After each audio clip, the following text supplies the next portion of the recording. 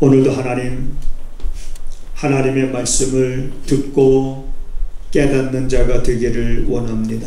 아멘. 우리가 세상을 살아갈 때 하나님의 생명의 말씀을 듣고 정신을 차릴 수 있는 삶이 되기를 원합니다. 아멘.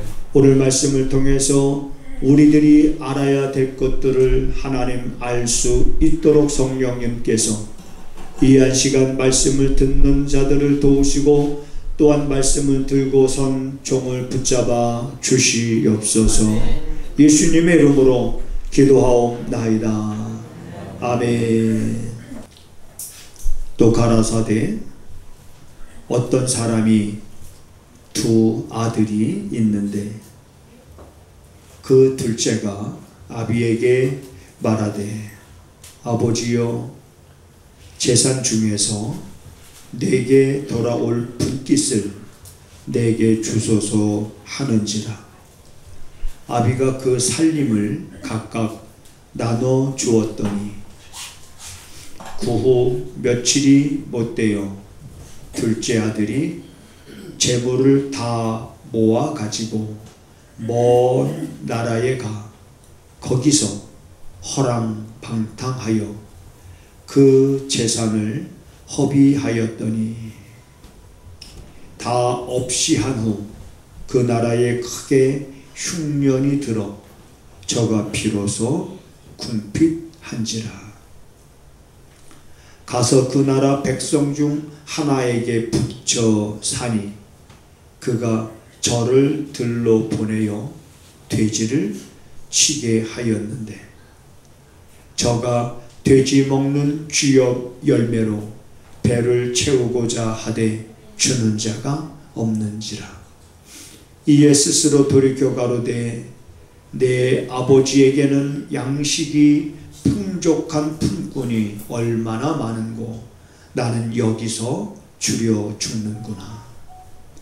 내가 일어나 아버지께 가서 이르기를 아버지여 내가 하늘과 아버지께 죄를 얻었사오니 지금부터는 아버지의 아들이라 일컬음을 감당치 못하겠나이다.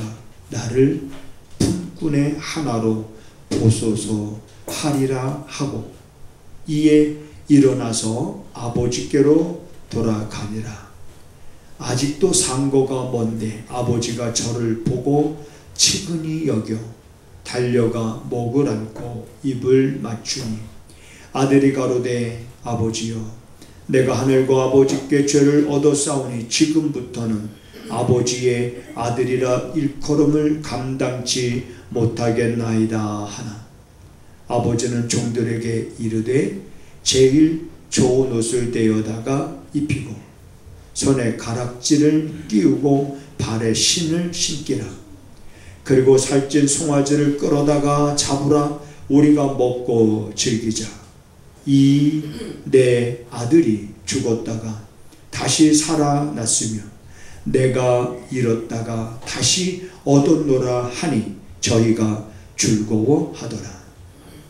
맏아들은 밭에 있다가 돌아와 집에 가까웠을 때에 풍류와 춤추는 소리를 듣고 한 종을 불러 이 무슨 일인가 물은데 대답하되 당신의 동생이 돌아왔음에 당신의 아버지가 그의 건강한 몸을 다시 맞아 드리게 됨을 인하여 살찐 송아지를 잡았나이다 하니 저가 노하여 들어가기를 즐겨 아니하거늘 아버지가 나와서 권한대 아버지께 대답하여 가로되 내가 여러 해 아버지를 섬겨 명을 어김이 없거늘 내게는 염소 새끼라도 주어 나와 내 벗으로 즐기게 하신 일이 없더니 아버지의 살림을 창기와 함께 먹어버린 이 아들이 돌아오매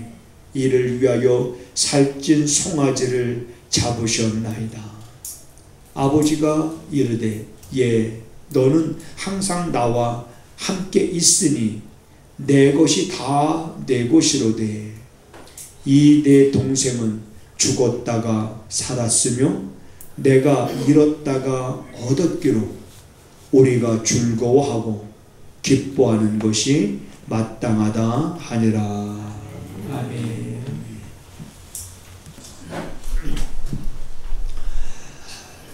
누가복음 15장은 1절부터 마지막 32절까지 세 가지 내용에 담겨져 있습니다. 그 첫 번째 보면 100마리 양 가운데 잃어버린 한 마리 양을 목자가 찾으러 가서 잃어버린 한 마리 양을 그냥 두지 않고 잃어버린 양을 찾습니다. 잃어버린 양을 찾고 돌아온 그 목자의 기쁨을 기록하고 있고, 또 두 번째는 한 여인이 한 드라마크를 잃어버렸는데 그거를 찾습니다. 잃어버린 것을 찾았을 때에 이제 사람들을 불러다 보고 내가 잃어버린 걸 찾았으니 함께 기뻐하고 즐거워하는 그런 모습. 그리고 마지막 세 번째로는 탕자의 비유지요. 아버지의 곁을 떠났다가 돌아온 탕자. 그래서 이 아버지가 이런 말을 합니다. 내 아들은 죽었다가 다시 살아났다. 내가 잃었다가 다시 얻은 아들이다. 라는 이제 이러한 말씀으로 잃어버린 자들에 대한, 그리고 하나님의 어떤 사랑을 얼마나 깊이 묘사하고 있는지 우리가 알 수 있는 그런 말씀이 이제 우리 누가복음 15장에 기록되어져 있는 말씀입니다. 사람들은 살다 보면 크게 감동을 받을 때가 있습니다.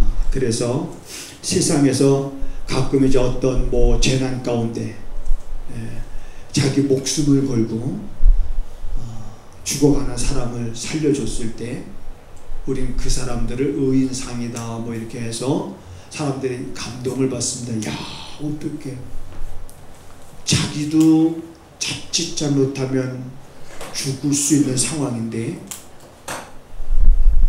그 죽음을 두려워하지 않고 어떻게 뛰어들어서 그 죽어가는 사람들을 저렇게 살릴 수 있었을까? 또 어떤 사람은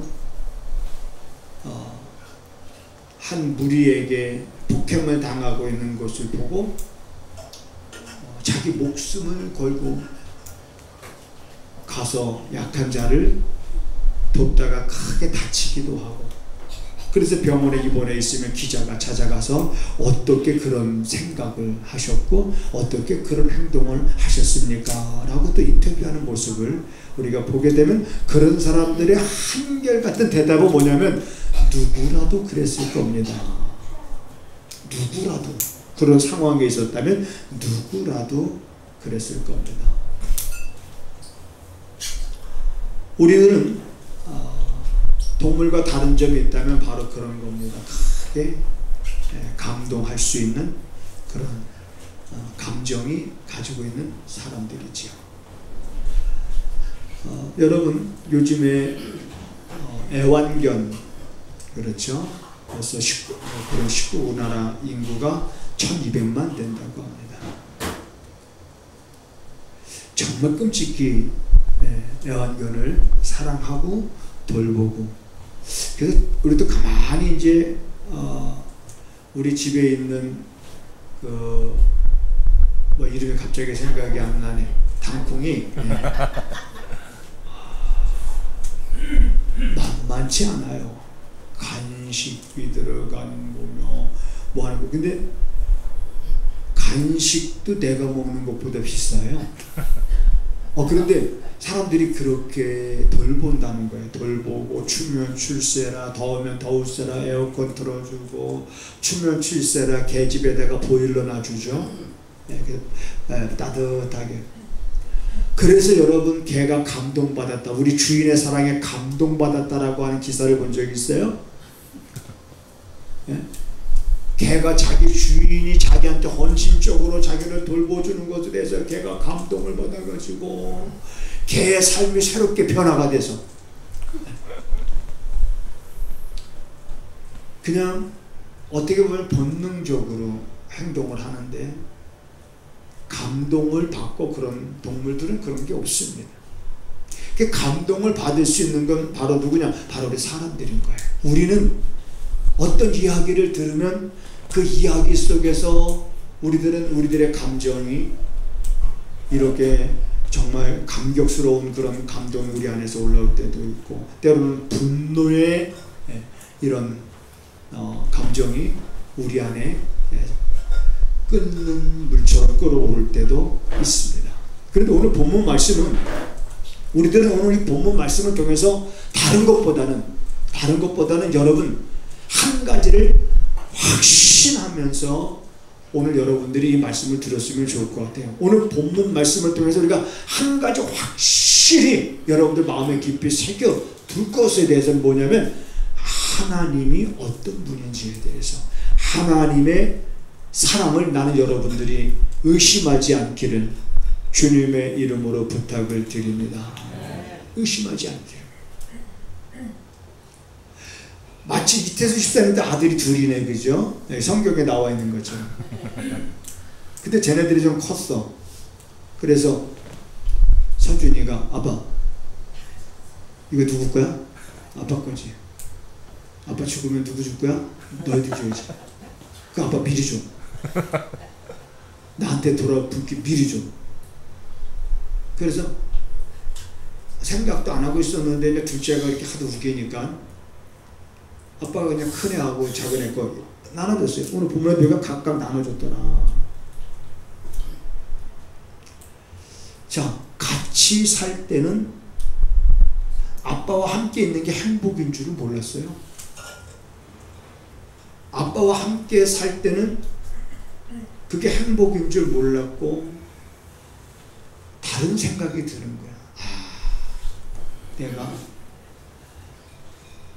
어느 정도 내가 딱 돈만 있으면 내가 나가서 이렇게 살면 참 내 인생도 멋지고 내가 참 성공할 수 있을 텐데, 아마 이런 생각. 아빠와 함께 사는 것이, 그것이 은혜인 줄도 모르는 거죠. 그러다 보니까 이제 그런 요구를 한 거예요. 근데 만일에 우리 이태수 집사님 같은 경우에 이제 그랬어. 그래서 떴는데 서준이가 저기 어디를 갔냐면은 뭐 태국을 갔다든지 미국을 갔다든지 이제 어디 갔어. 갔다가 아빠가 주는 거 다 허비야. 예를 들어서 모든 거 다 허비하고 아빠한테 왔을 때 어떻게 하실 거예요? 받아줘야지. 감동하네. 서준이가 저렇게 고마워. 자, 여러분, 우리 이걸 이 본문을 어떻게 이해를 할 것인가, 어떻게 볼 것인가, 어떤 각도에서 우리 이 말씀을 볼 것인가 했을 때, 인간적인 어떤 그런 생각 가지고, 어떤 이성적인 어떤 그런 생각을 가지고 해보면은 쫄딱 아들이 망해서 돌아왔을 때 어떻게 대할까요? 아마 그랬을 것 같아요. 꼴 좋다. 그죠? 그냥 꼴 좋다. 뭐? 나가서 성공한다고? 그래 이놈아, 나가서 성공한다는 게 이 모습이냐? 그러면서 그의 잘못과 그의 허물과 잘못된 요구한 것들을 들춰내면서 그로 하여금 더 숨구멍을 더 찾게끔 만들죠. 그 역할을 누가 했냐면은 큰아들이 한 거예요. 그러니까 우리 본문 속에도 등장하는 사람들 가운데서 탕자도 있고 작은 아들도 있고 큰 아들도 있고 아버지도 있는데, 이 큰 아들은 어떤 역할을, 어떤 유형의 사람이냐면 율법주의자의 유형인 거예요. 뭐냐, 율법이라고 하는 것은 여러분 용서가 없습니다. 율법에는. 율법의 특징은 뭐예요? 정죄만 있는 거예요. 잘못한 거 칭찬도 없어요. 정죄만 있는 겁니다. 율법의 기능은 정죄의 기능이에요. 그러니까 큰아들은 정죄하는 거예요. 자기 동생 잘못한 것에 대해서 정죄하는 거예요. 큰아들은 이렇게 말합니다. 아버지한테. 나는 아버지를 섬기면서 내가 아버지 말을 안 들은 적이 있습니까? 아버지께서 하라고 한 거 내가 안 한 거 있습니까? 나는 다 지켰습니다. 오늘 성경에 보니까 큰아들이 그렇게 말하는 거예요. 큰아들이 아버지께 대답하여 가로되 내가 여러 해 아버지를 섬기며 그 다음에 아버지의 명을 어김이 없었다. 철저하게 자기는 그렇게 지켰다라고 하는 거죠. 그런 나에게는 그러면서 그렇지 못한 아들에게 그렇게 호의를 베푸는 아버지의 그런 모습이 거슬린 거예요. 그래서 불만을 토로하고 자기 동생을 정죄하는 그런 모습을 우리가 보게 되는데, 하나만 물어볼게요. 요건 누구한테 좀 물어봐야 대답을 잘할 것 같나? 우리 호준이한테 한번 물어볼까? 호준아, 혹시 아빠가 성경에 나오는 여기 아버지가 집 떠난 탕자가 돌아왔잖아. 그래서 아버지 재산을 달라고 해서 집을 떠났을 때, 그래서 쫄딱 망했어. 그 아들을 아버지가 언제 용서했을까? 어렵지 아직은. 우리 가온이가 대답해볼까? 아버지는 언제 용서했을까? 응? 그게 뭐라고? 떠나고 돌아왔을 때? 떠났을 때. 오, 그치. 내가 이 설교를 한 두세 번 한 것 같던데. 아버지는 탕자가 이미 떠날 때 이미 다 용서해 놓고 기다리고 계신 아버지는. 자, 그 탕자를 한번 살펴보자고요. 자, 탕자가 아버지, 어차피 우리한테 주실 거라면 미리 좀 주십시오 라고 해서 이제 미리 아버지로부터 상속을 받아서, 자, 여러분, 자기가 원하던 걸 받은 거예요. 자기가 원했던 거, 그리고 자기가 꿈꾸던 거, 이제 자기가 이렇게 해서 이렇게 하겠다라고 하는. 그래서 아버지한테 요구해서 아버지가 준 걸 이제 받고 떠났습니다. 오늘 성경에 보니까 이런 말이 있어요. 며칠이 못 받은 다음에 며칠이 못 되어서 둘째 아들이 다 자기가 갖고 있는 재산을 모아가지고 먼 나라에 갔어. 성경은 이렇게 표현하고 있습니다. 허랑방탕했다. 자, 먼 나라에 가서 이제 이거 가지고 자기가 이제는 어떤 사업을 하려고 했는지 모르지만은 허랑방탕했다 그랬습니다. 그러니까 여러분, 돈이라고 하는 것은 또 쓰다 보면은 금방 또 쓰게 되지 않습니까? 그 허랑방탕 해서 그 재산을 허비했다 그랬습니다. 다 허비한 거예요. 다 허비한 그런 상태에서 설상가상으로 흉년까지 들어서. 자, 돈이 있을 때는 주변에 누구도 많을까요? 친구도 많죠. 돈이 있을 때는 와서 자기하고 굉장히 친한 것처럼 말하는 사람들도 많이 있었을 거예요. 그런데 돈이 떨어지니까 친구도 다 떠나가. 거기에 흉년이 들어서 이제 먹을 게 없는 거예요. 자, 먹을 게 없고 비로소 이렇게 말하고 있습니다. 궁핍한지라. 그러니까 궁핍하니까, 비로소 궁핍하니까 뭐라고? 어떻게 해서든지 먹어야 사니까 이제 그 나라의 백성 중 한테 가서 빌 붙어서 사는 거죠. 그러니까 아마 이거는 이런 것 같아요. 그래도 돈이 있을 때 와서 친하게 지냈던 친구한테 가서, 야, 나 좀 상황이 이렇게 됐고 이렇게 됐으니까 좀, 그랬더니, 야, 그러면 너 저기 들에 나가서 돼지라도 쳐라. 그래서 나가서 돼지를 치는데 돼지를 먹는 쥐염 열매조차도 주질 않는 거야. 그러니까 돼지보다도 못한 삶이 된 거지요. 자, 여러분, 이 정도 상황 되면 얼마나 이제 그의 삶이 처량하고 정말 비참하고 그 다음에 어떤 상황입니까? 살만 나겠어요? 안 나겠어요? 살만 안 나는 거죠. 자, 그쯤 되면 이제 어떤 생각도 할 수 있어요? 내 인생 그냥 여기서 끝내는 게 좋겠다 생각을 하고 스스로 목숨을 끊을 수도 있는 그런 아주 절박한 그런 상황인 거예요. 그런데 그런 절박한 상황 속에서 그가 어떤 생각을 합니다. 무슨 생각을 하냐면, 우리 같이 한번 성경을 볼게요. 무슨 생각을 하냐면, 자, 17절을 보겠습니다. 17절 뭐라고 되어 있습니까? 17절에 보니까 이에 스스로 돌이켜 그랬습니다. 스스로 돌이켰다. 스스로 자기가 이제는 아버지의 곁을 떠나기 전 아버지 곁에 있었을 때의 그 상황을 생각해 보는 거예요. 뭐라고 생각해요?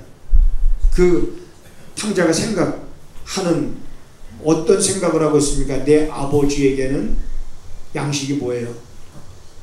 풍족한 품꾼. 일꾼들도 양식이 풍족하다는 거지요. 얼마나 많은가. 근데 나는 여기서 죽는구나. 아버지 집에는 품꾼들조차도 먹을 양식이 풍족한데 나는 여기서 먹지 못해서 죽는구나. 그러니까 더 이상 방법이 없는 거예요. 아버지께로 이제는 돌아가는 길밖에 없는 겁니다. 그러니까 그 아버지께로 돌아가자니 자기가 아버지께 지은 죄가 있는 거예요. 그러니까 그 지은 죄가 걸림돌이 되죠. 내가 그래도 양심이 있지, 내가 성공해서 돌아간다고 해놓고서 다 허비하고 이런 걸 어떻게 아버지한테 돌아갈 수 있을까? 그럴 수도 있지 않습니까? 지은 죄가 있으니까.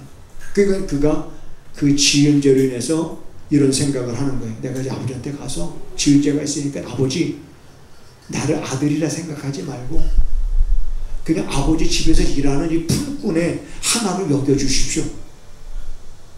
그저 품꾼의 하나로만 여겨준다 할지라도 나는 그저 감지덕지하겠습니다. 그저 이렇게 자기가 아버지한테 얘기해야 되겠다라고 생각을 하고, 이제 그런 생각을 이제 마음에 그가 품고 이제는 그가 아버지께로 발걸음을 돌리지 않습니다. 근데 아마 아버지는 매일같이 나와서 기다리고 있었던 것 같아요. 이 아들이 언제 돌아오나. 여기 20절에 보니까 이에 일어나서 아버지께로 돌아가니라. 아직도 상거가 먼데, 상거가 멀어요. 그 사람의 눈으로 그 물체를 확인하기조차 어려운 그런 거리인 거죠. 근데 벌써 아버지는 저기 오는 게 누군지 알아봐요. 아버지는 알고 있었던 것 같아요. 어떻게 보면 이놈이 달라고 하니까 맞지 못해서 주긴 하는데, 여기서 이런 생각을 가져보는 거예요. 아버지가 주면서 틀림없이 이제 아들이 어떤 상태로 올 거라는 것도 아마 알지 않았을까. 저놈이 뭔가 풍요로울 때는 깨닫지 못하고, 이게 교육의 방법이 이제는 안 맞고는 깨닫지 못하던 인생이 맞고 깨닫는다는 것처럼 여기서 이제 모든 걸 다 잃어버리고 난 후에는 비로소 저놈이 이제 깨닫고 돌아오겠지. 어쩌면 아버지는 그래서 아들이 돌아오기를, 성공해서 아들이 돌아올 거라는 기대보다는 그저 목숨이라도 잃지 않고 살아서 돌아오기를, 그저 아침마다 저녁마다 문에 가서 아들이 돌아올 곳을 향해서 바라보고 있었던 것 같아요. 그래서 뭐 상거가 먼데, 그래서 아버지가 알아봅니다. 그래 아버지가 알아보고 아버지가 달려갔어요. 네. 우리 이태주 집사님 아들 달려가겠어요? 그 와서 용서를 빌면 용서해줘도 오는 거 보고 달려가서 아들아 왔니?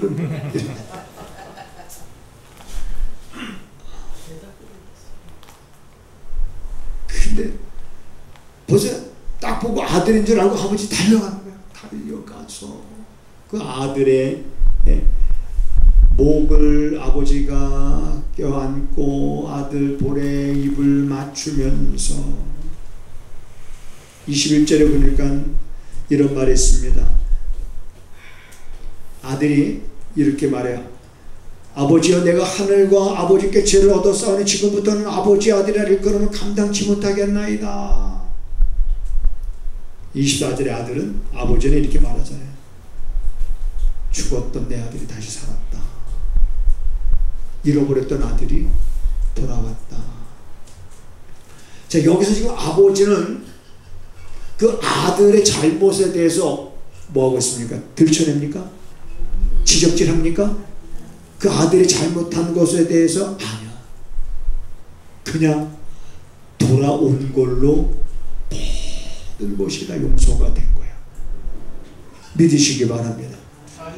그냥 돌아온 걸로 모든 게 다 용서가 된 거예요.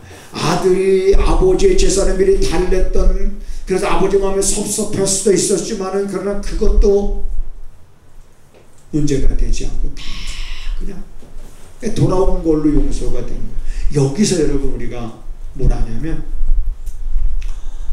우리가 히브리서에 보면 이런 말씀이 있습니다.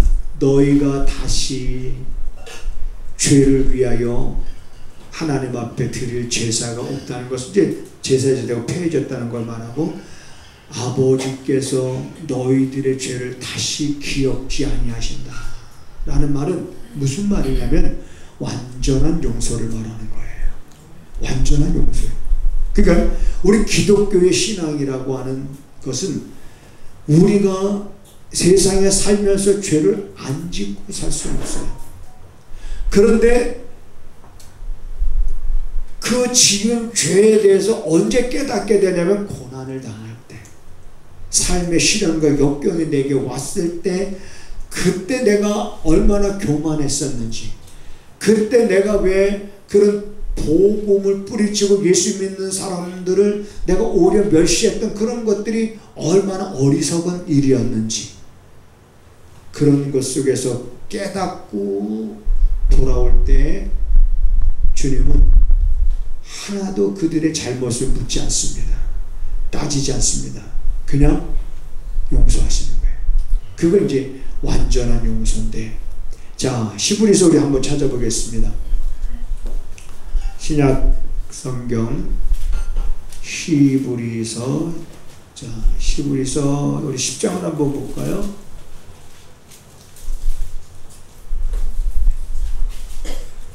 자, 10장 17절을 읽어보겠습니다. 17절, 히브리서 10장 17절 시작. 또 저희 죄와 저희 불법을 내가 다시 기억지 아니하리라 하셨으니, 다시 기억지 아니하신다는 것은 뭐냐면 완전한 용서를 말하는 거예요. 그러니까 여러분, 자, 우리가 신앙생활하면서 자꾸 우리가 지난날에 잘못된 것 때문에, 아, 이것 때문에 그러나 하면서 지난날에 잘못된 것에 얽매여 있을 필요가 없는 거예요. 이미 하나님은 우리의 죄와 불법을 다시는 기억지 아니하신다고 말씀하셨습니다. 그러니까 이제 우리는 그 죄 속에 갇혀 있을 필요가 없는 거예요. 죄에서 해방시킨 거예요. 그래서 하나님께로 돌아와서 이제 우리가 구원받고, 자, 용서받았다는 건 이제 구원받고, 그리고 또 살잖아요. 살면서 또 죄를 져야 안 져요? 그 죄를 짓잖아요. 그 죄는 문제가 될까요? 그 죄 때문에 우리가 받은 구원이 취소가 될까요? 그 죄 때문에 우리가 받은 구원이 취소가 되는 건 아닙니다. 한 번 받은 구원은 취소가 되는 게 아니에요. 그래서 아니라 그러잖아요. 그래서 여러분 보세요. 우리가 살면서 지은 죄는 우리가 자꾸 자백함으로 이제는 우리들의 삶이 점진적으로 성화되어져 가야 되는 겁니다. 자, 성경에 기록되지 않았지만, 자, 탕자에 대해서 이제 아버지가 무슨 소리냐, 너 지금 무슨 소리 하는 거냐, 네 품꾼이냐, 너는 내 아들이야, 나는 잃어버렸다가 다시 찾은 거고 죽었다가 다시 살아난 내 아들이야. 그리고 종들을 시켜서 송아지를 잡고 잔치를 하고 함께 줄고하는 것이 마땅하다라고 그랬어요. 함께 줄고하는 것이 마땅하다.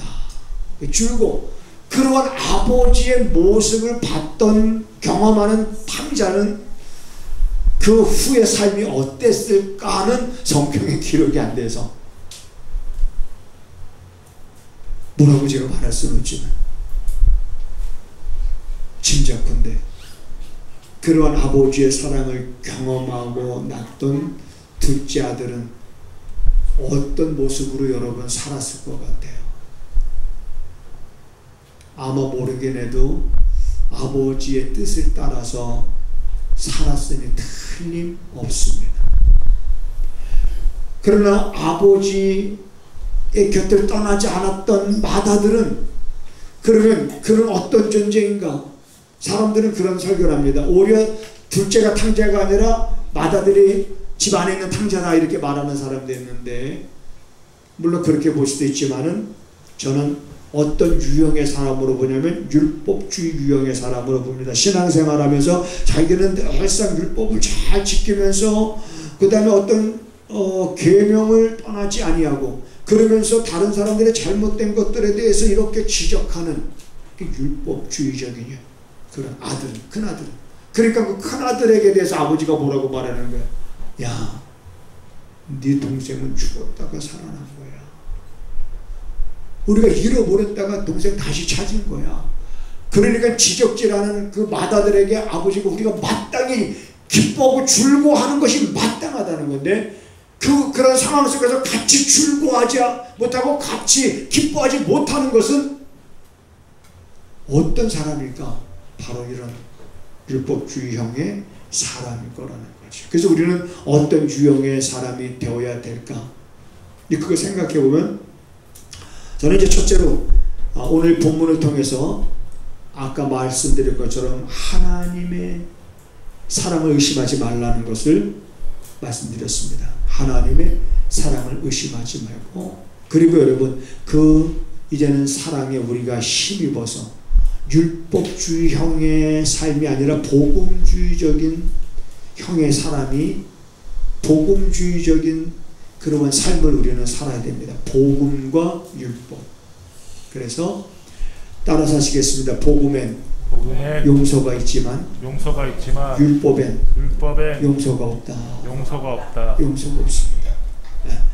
그래서 이 복음주의적인 삶, 아버지의 그러한 사랑을 받았으니 나도 당연히 아버지가 나를 용서하고 아버지가 나를 용납하고 아버지가 나를 받아주고 아버지가 나의 지난 과거의 죄를 묻지 아니하고 아버지가 그대로 나를 용납해 주시는 것, 그런 아버지의 사랑이 나를 통해서 다른 사람에게 흘러가게 할 수 있는 그러한 삶. 그래서 주님이 이렇게 말씀하시는 거예요. 내가 너희를 사랑함과 같이 너희도 서로 사랑하라. 그래서 우리가 서로 사랑하지 못하는 삶을 내가 살아가고 있다면, 따라서 하시겠습니다. 아직 정신 차리지 못한 것이다. 아직 나는 정신 못 차린 거예요. 만물의 마지막에 가까웠으니 너희는 정신을 차리고 깨어 근신하며 기도하라. 그러면서 서로 사랑하고 서로 원망 없이 대접하고 서로 봉사하고, 근데 서로 봉사하지 않고 서로 대접하지 않고 서로 사랑하지 않는 내 모습을 보면 아직 우리는 정신 못 차리고 있는 거예요. 말씀대로 살지 못하고 있는 내 모습은 아직 정신 못 차리고 있는 겁니다. 우리가 이러한 정신을 내가 차려야지 라고 해서 차리는 것이 아니라 하나님의 그러한 사랑을 우리가 경험하게 될 때에 둘째 아들이 정신을 차렸듯이. 근데 누구는 정신을 못 차리고 있었어요? 맏아들은 정신을 못 차리고 있었어요.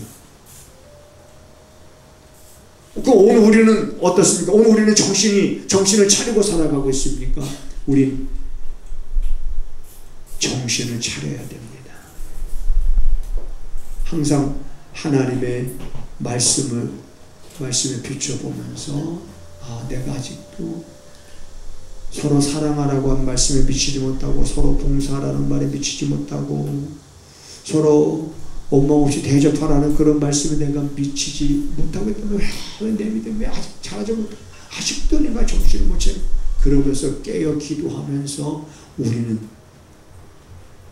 하나님의 사랑이 중단되지 아니하고 계속 흘러가던 그 역할을, 불이 계속 타오를 수 있는 그 소시의 역할을 누가? 여러분과 저의 몫인 줄 믿으시기를 바랍니다. 그러한 삶을 통해서 여러분들 입가에 웃음이 가득하고 혀에는 찬양이 넘치는 그런 삶이 되시기를 주님의 이름으로 축복을 드립니다.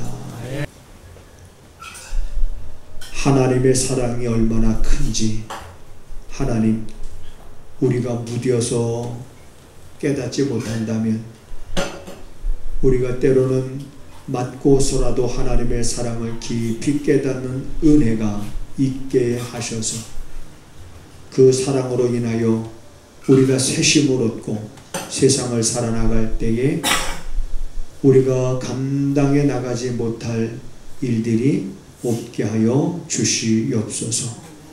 그 사랑이 나의 삶을 통해서 또한 사람들에게 흘러가게 할 수 있는 삶을 살아가는 성도들이 되게 하여 주시옵소서.